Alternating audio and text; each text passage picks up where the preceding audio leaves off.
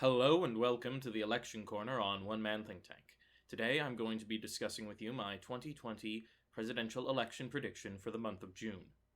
Now, as you can see, I've already filled in the safe seats, leaving us with a baseline of 108 votes for the Republicans and 232 votes for the Democrats in the Electoral College.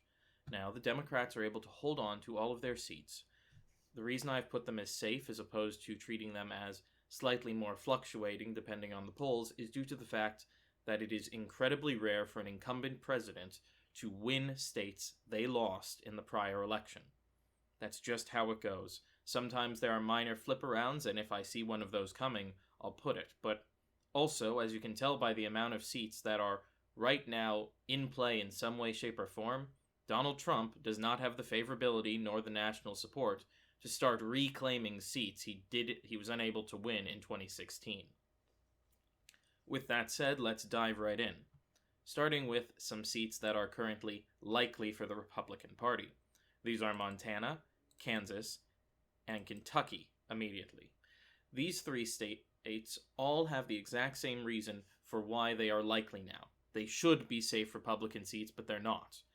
This is because Donald Trump has managed to fail these states in the eyes of their public. They are not big fans of him.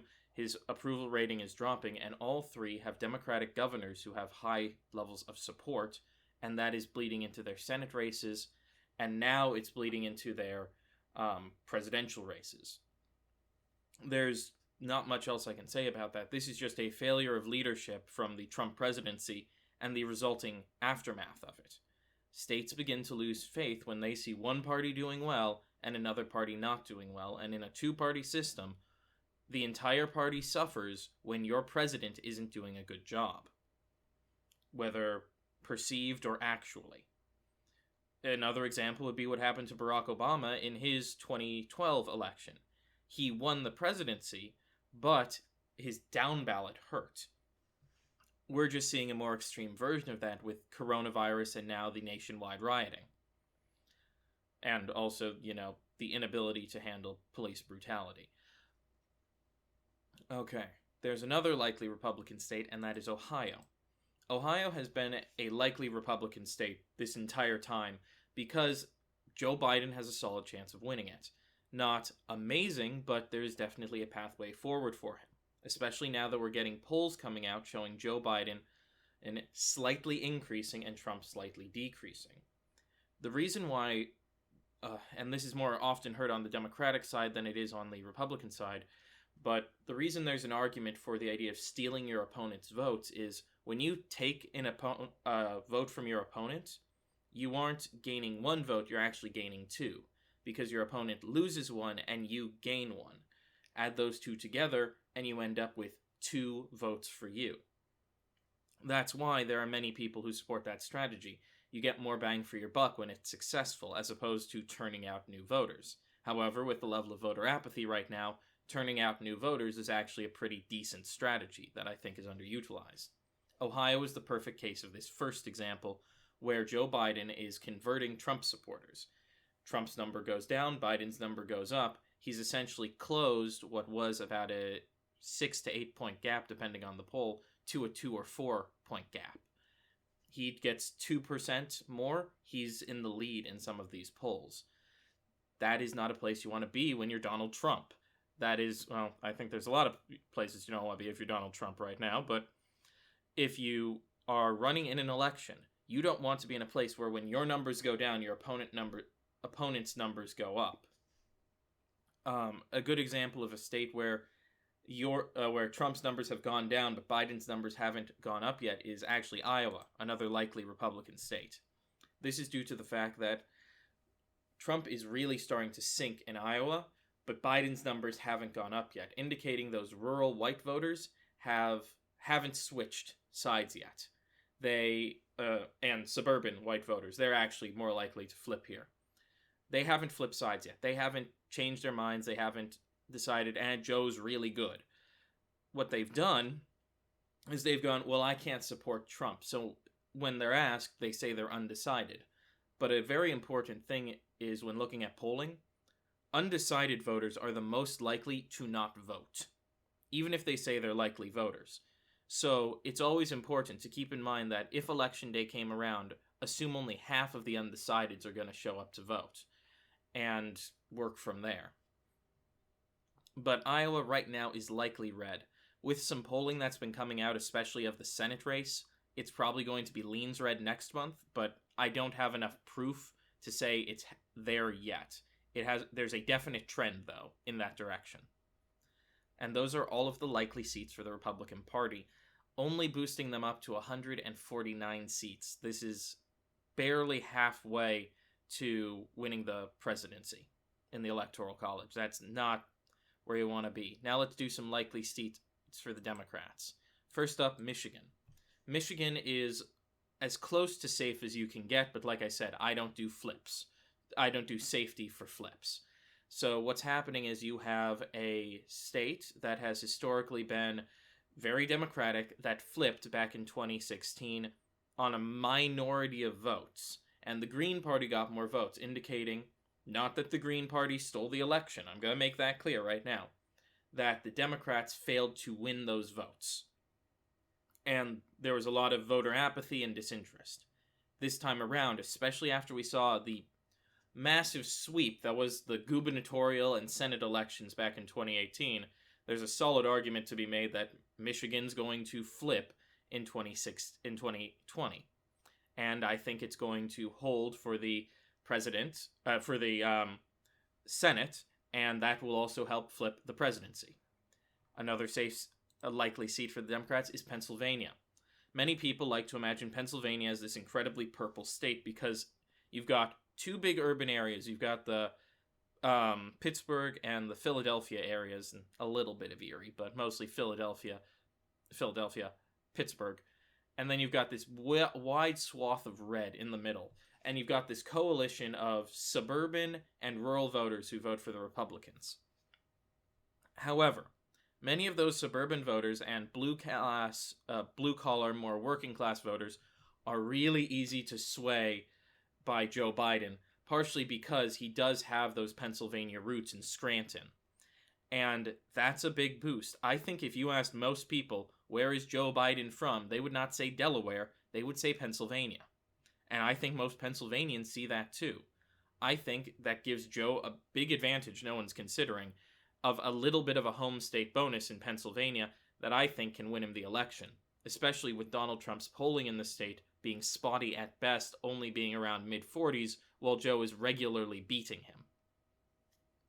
Continuing, for the Democrats on the likely category, we have one more area where it's likely for them, and that is Arizona. This is a bit of a tentative one I'm putting out there. I'm not 100% I'll keep it as such on the next election map, so this is a very, very light shade of likely. But Arizona, in the polling, both in the Senate and at the federal level, we have seen a notably larger sweep towards the Democrats. And I think, due to the fact Joe Biden is regularly ahead, there is amazing polling for the Senate candidates, and what happened in 2018, where with a completely fresh election and only 2 years of Trump, they voted statewide for a Democrat at the federal level. I'm willing to bet Arizona is likely to flip to the Democratic Party. And with that, you can see the Democrats right now basically have this election in the bag, because I'm going to give you a hint, these upcoming states aren't exactly going to be making Republicans feel good. But let's still go on, because there is a chance they can lose these states. There's a reason they're not safe. But let's continue on with another good one for the Democrats as we head into the leans. Wisconsin. Once a tilt state, is now becoming more and more blue with how things are going.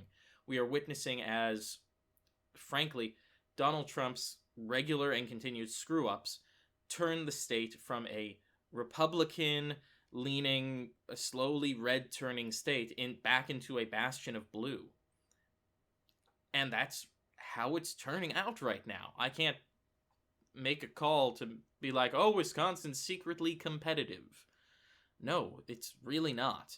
It's becoming harder and harder to justify putting it even as leans, because while the polls currently say that, well, they're a bit neck and neck and Trump did win last time, Joe Biden's starting to pull away, and nationally we're seeing Trump's approval numbers tank, and national polling show him going down. And while you can't use national polling to predict a presidential election because of the Electoral College, you can use it to figure out if, well, frankly, what the national feeling is. Because if they poll all over the country, they're getting people who are in Missouri who might be saying, yeah, I'm not super feeling Trump anymore. That's not going to change anything in the Missouri election, but it does indicate that everywhere across the country, his approval rating's going down. Another lean state for the Democrats is North Carolina. This state seems to be ready to pull a statewide hat trick, giving the gubernatorial election, the Senate election, and the presidential election all to the Democrats, who previously, and this is where a lot of people get confused about North Carolina or want to put as tilt, back a few months ago, all of these were a lot closer in the polling, but as we get further out and closer to the election, we're seeing more and more that people want to vote for the Democratic governor, which is encouraging them to vote for the Democratic senator, which is encouraging them to vote for the Democratic presidential candidate, not to mention how the governor handled coronavirus and, to an extent, these protests, and how Trump has not. Bad publicity is bad publicity, and now there are going to be buildings burnt, families who lost family members, and all these levels of trauma. People aren't going to forget that they were stuck inside for 6 months. We haven't been stuck inside for 6 months. Dear Lord, it's only been about 2.5 months.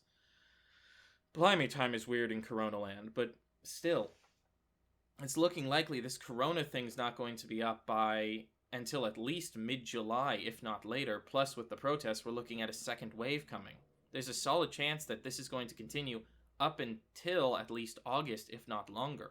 All the parents whose kids are going to have to stay at home for their first semester of school, all the college students who can't go to college, all of those people are going to be voting, and in a key point with the college students, in their home districts, because they're not going to be shipped off to a college town. So that could be another game changer. But let's take the boot off the Republicans' throats for a moment, and, oh, that was a bad analogy, but let's give them a leans. Nebraska's 2nd district. The Omaha-Lincoln district, which was nicknamed Obamaha back in 2008 when Obama won it, is historically an area that should theoretically be going blue all the time, but never does. Joe Biden has a solid chance of winning because he's managed to bring back what I will refer to as Obama potion, which is you have a strong House candidate running in that seat for the Democrats, a strong mayoral candidate running in that seat for the Democrats, and Joe Biden's not a strong presidential candidate, but a good presidential candidate running against a weak Republican. Because you need to keep in mind, in many ways, the main thing that helped really bring down John McCain's numbers in parts of the country was the fact that he was bragging he was going to be the successor to George W. Bush. Which, yeah. I can't wait for the next Republican who has to run and face a bunch of campaign ads promising to continue on the successful presidencies of Bush Jr. and Donald Trump. Blimey. But let's give them one more likely seat that actually is going to, sway the scale a bit. Texas. Joe Biden has been showing notable improvement in Texas polling as of late. And I think it's because the suburban Texans are finally flipping.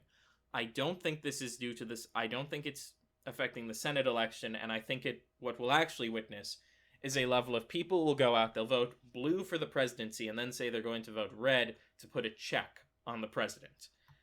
This is a very common phenomenon that happens in states going purple, where people don't feel comfortable voting entirely for the Democrats yet, but they don't want to vote for, but they also know they can't vote for the Republicans. Virginia did this quite a bit back in the Obama era, as did Colorado, and to an extent, some of these West Coast states. Now that they're solidly blue, no one would even dare considering voting for a Republican, because they have decided Democrats are kind of better. Now, let's put one more on the board for the Democrats, Maine's 2nd district, which is now tilt blue. Joe Biden is very popular in the Northeast. He's got Northeast credentials. And while in a normal presidential election, except for Pennsylvania, that doesn't bring much to the table, Maine's 2nd district flipping could be the thing between life and death for the Democrats. Because to give you an idea, if they take Pennsylvania and Michigan, they are already most of the way. I think they are literally 1 seat away from winning the presidency. Maine's 2nd district could be that seat. And right now, it's starting to lean more towards Joe Biden. They've started turning on the one, they like their House representative and look likely to re-elect him. They've started turning on Susan Collins, the Republican senator from Maine, who was previously thought to be much safer than it turns out she is. And now they're voting for Joe Biden. Or at least that's what the preliminary polling says. So, great place to be if you're Joe Biden. Now we've got 2 more seats in the bottom. One is Georgia. Georgia is that seat, is the next state the Democrats are supposed to flip. Everyone kind of ignores the fact North Carolina has suddenly gone blue, as has Arizona, and going, Georgia's next. I think it's because Georgia has more electoral votes. And Georgia's in the South, but Georgia's next. The Democrats are going to win Georgia. And one, we need to keep in mind gerrymandering and voter suppression. But I'm not going to factor that into my prediction until my final prediction in November. What I am going to say is Trump is losing a lot of support in Georgia. And because of that, Georgia is now tilt Republican. Sorry, not leans, tilt. However, it's not for Joe Biden for one main reason. While suburban voters, like I said, a vote taken from your opponent is 2 votes for you. But if they haven't gone to you, there's a chance they go back to that guy, their other guy, or they don't show up. You've got a chunk of suburban whites. The group Joe needs to win if he wants to flip Georgia, not flipping to him. They're leaving Trump, but they're not going to Joe. Once that cycle happens of they leave and go Joe Biden, it's over. And the exact same thing for Florida, which is now tilt. Joe polls well. Joe is looking good. Joe has not flipped enough Trump voters, or not even flipped. He's either not driving up outside voters to support him, and he has not flipped Trump voters to his side. Right now, Trump voters are just going, well, I don't really want to say I'm supporting Trump right now. So that's not enough for me to flip the state. And this is what you're left with. 305 votes for the Democrats, 233 votes for the Republicans. And with that being said, if you like the video, leave a like and a comment down below. If you want to see more from this channel, click the subscribe button and click the notification bell so you can be alerted when new content comes out. Otherwise, as always, have a wonderful day.